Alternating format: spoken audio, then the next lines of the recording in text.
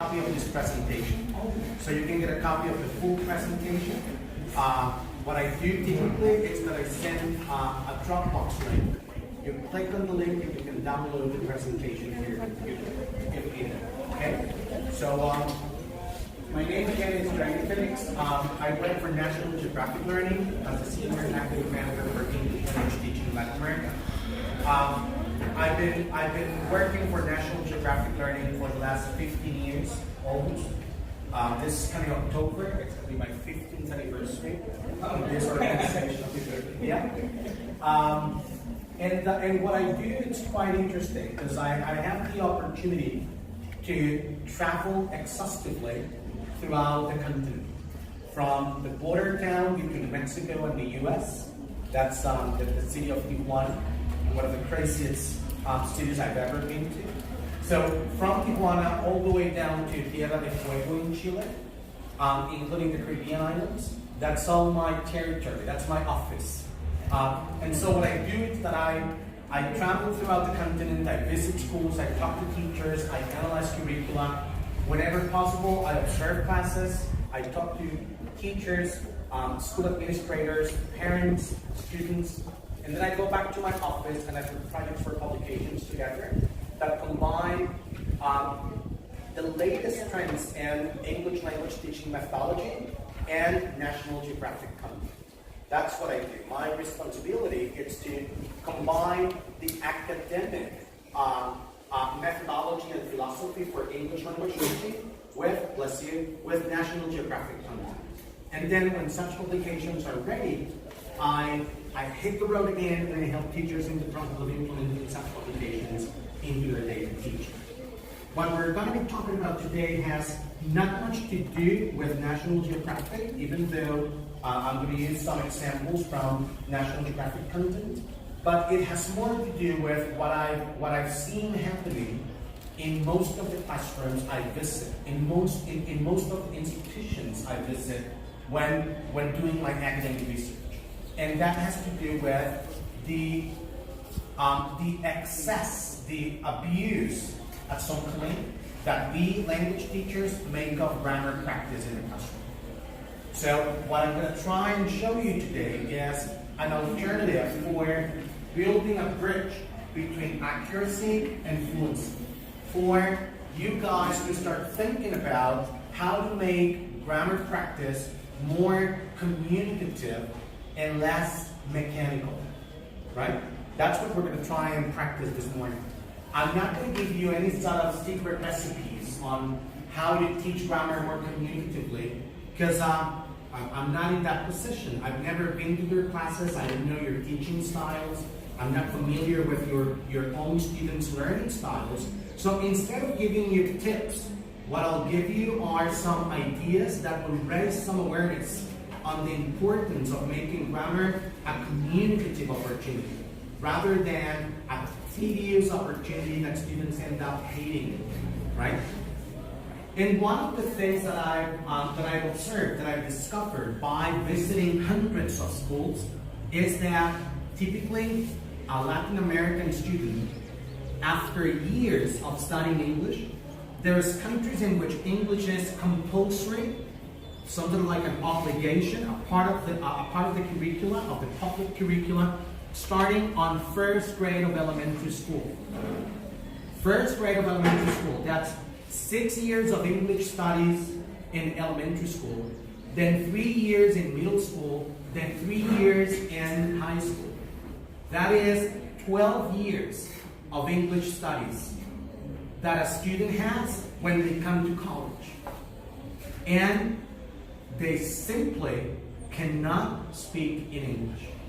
After 12 years of studying English, they can't speak in English. Why is that? And I'm not saying it's your case, but that is something that I typically see throughout the continent in Latin America. In fact, my idea is that after many years of students learning English, they end up knowing a lot about English. They know a lot about English, but very little English, right? They know by heart, even though they want to say, no, I don't know that. They do know, it's like a tattoo. They do know that did is the auxiliary for past. They know that ing, it's the ending of a verb in gerund.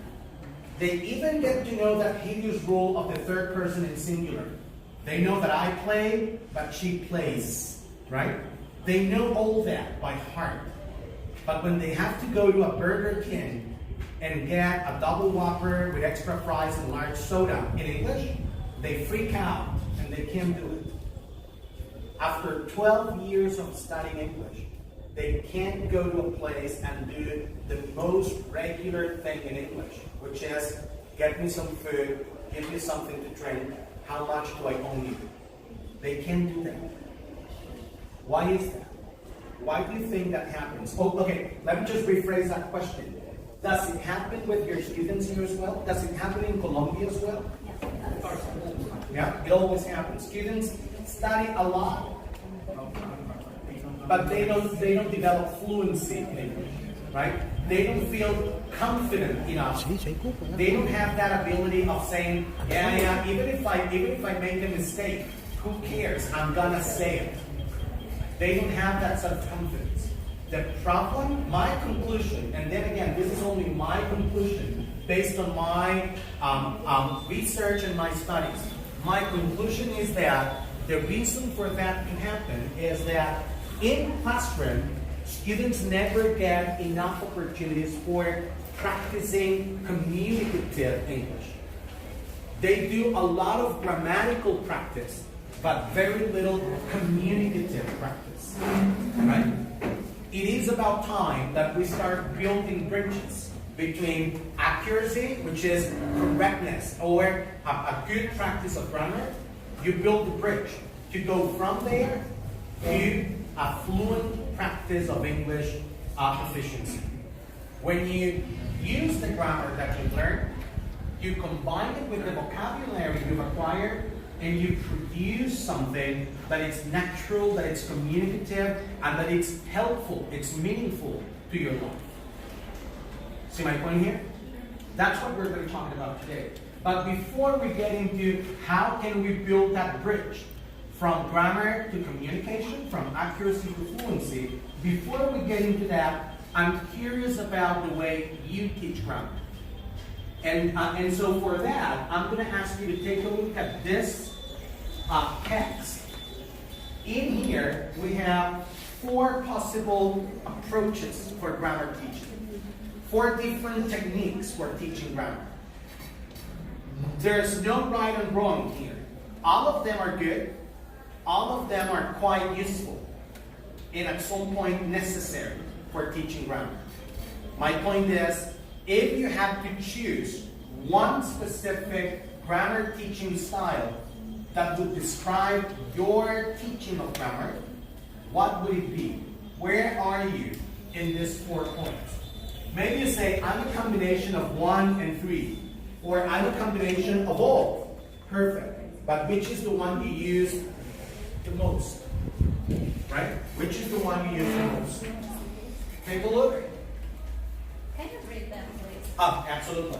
The first one says, I explicitly teach the structure and have students do practice exercises in one context. That's number 1. Number 2 is, I explicitly teach the structure and have students do practice exercises in various contexts. Right? I don't limit the context, I just let my students do their own thing. Number 3, I introduce a context and pull the structure from the context. And I practice the structure in that context. And then number 4, I teach structures only when they occur naturally in a lesson. Right? I'll give you examples. So for example, you come to your class, if you're teacher number 1, you come to your class and you tell your students, today we're going to talk about the present progressive, or the present continuous, however you want to call it, right? Today we're going to talk about the present continuous. And you get your marker out. You have to have a marker with you. A dry erase. Make sure it's dry erase. I had one with me and I lost it yesterday. So, is it dry erase? Can I erase it? Do you promise? I don't want to get in trouble with the university. Okay, Okay, let's see. Don't worry, I promise you. Just in case. Yeah, very good. Very good. So you come to class and you do this. Today we're going to talk about the present continuous, right?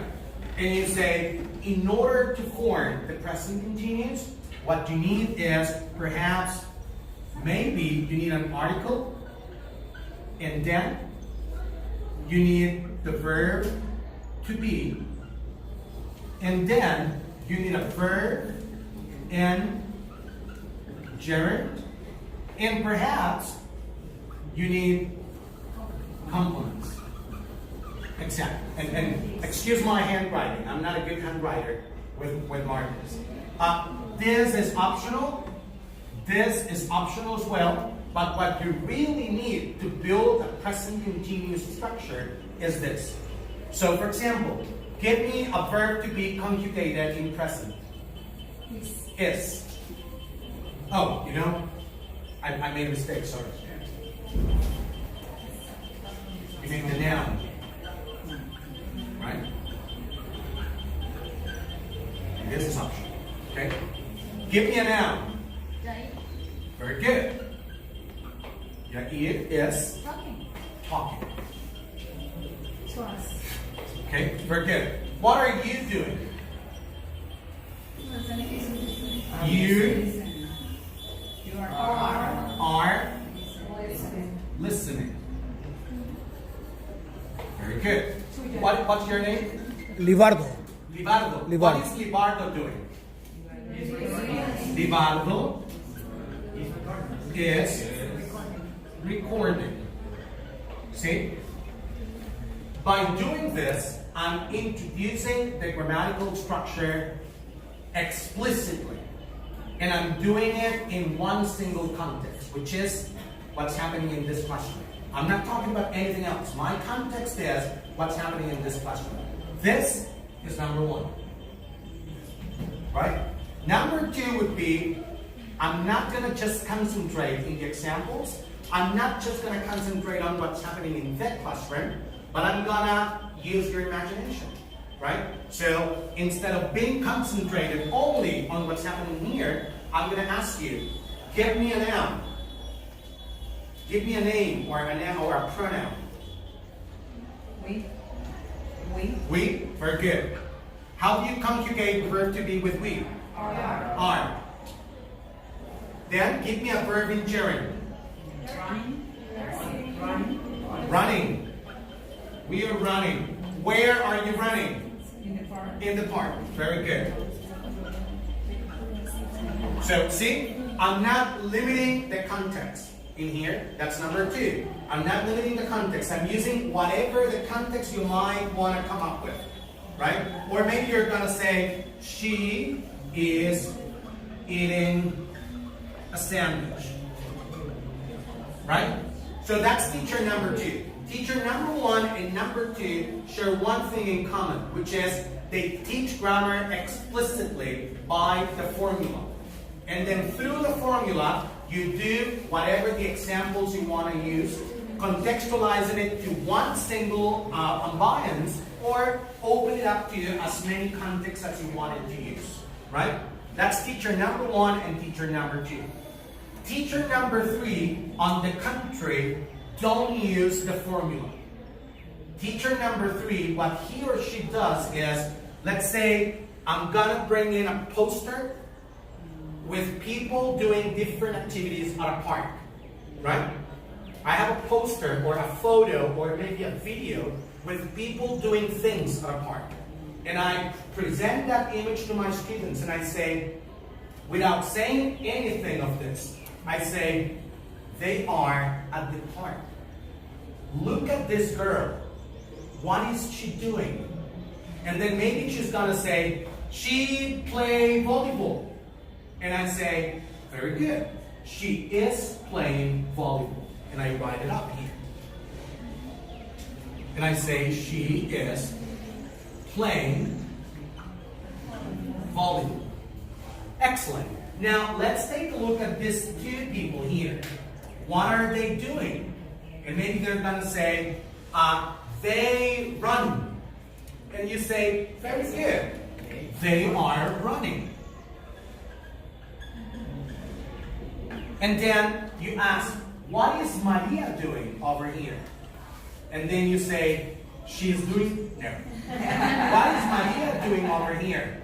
And then maybe someone's going to say, a book. And you say, excellent. She is reading a book. And you write it down here.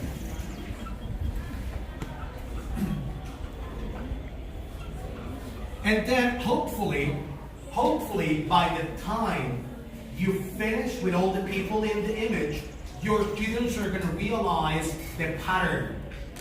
Your students are going to intuitively say, you know, he's using a noun, and then it's is or are, and then there's a verb ending in ing. I didn't introduce the rule. They came up with the rule by examples, right? That's teacher number 3. Then teacher number 4 doesn't do anything of this. Teacher number 4 uses readings. Teacher number 4 uses videos, the dialogues in the book, and then if there's a question about the grammar, he answers that question. If not, he believes that students have got the pattern by themselves, which is risky at some point, but there's strategies for it. Where are you? 3 and 4. Very good. 2 and 3. I'm going to be very honest with you. I'm all for depending on the situation. Like, for example, and I'm being very honest, because what I've seen is that teachers typically tend to disregard number 1. They say, oh no, I'm never number 1. Number 1 is bad. But then when you go and see them in class, you realize they're always number 1 or number 2, right? Which is perfectly fine, because it all depends on the situation. Like, for example, if I'm teaching a large class, I have limited time, and I have a complex structure, like the progressive, like the perfect progressive times. It would be very difficult for students to do it on number 3 or number 4. You gotta present that deductively, because otherwise it will take up your entire class just for them to start realizing it. But for example, if you're teaching present continuous, you can totally do it in number 3 and number 4, because this is a rather simple structure for students to grasp by themselves. So it all depends on the complexity of the structure. It all depends on your preferred teaching style. It depends on your students' preferred learning styles. Because if you're teaching a group of students that are majoring in, let's say, engineering or architecture, they're always gonna demand for the formula, because they're logical mathematical students, right? But if you have students that are studying art or psychology or any other of those humanistic subjects, then this will do nothing to them. They have to see this in practice. So my message here is there's no right or wrong in the way you teach grammar. The problem is how much you teach it. It's not how you teach grammar. The problem is not how much grammar you teach. The problem is how much you teach grammar. You see my point here? The amount of time you spend in class practicing grammar, that takes over the time you should be doing practice of communicative stuff. That's the problem, right? So, yes, sir. Excuse me. Yeah. The majority people don't know the difference between grammatical category and grammatical function. Right.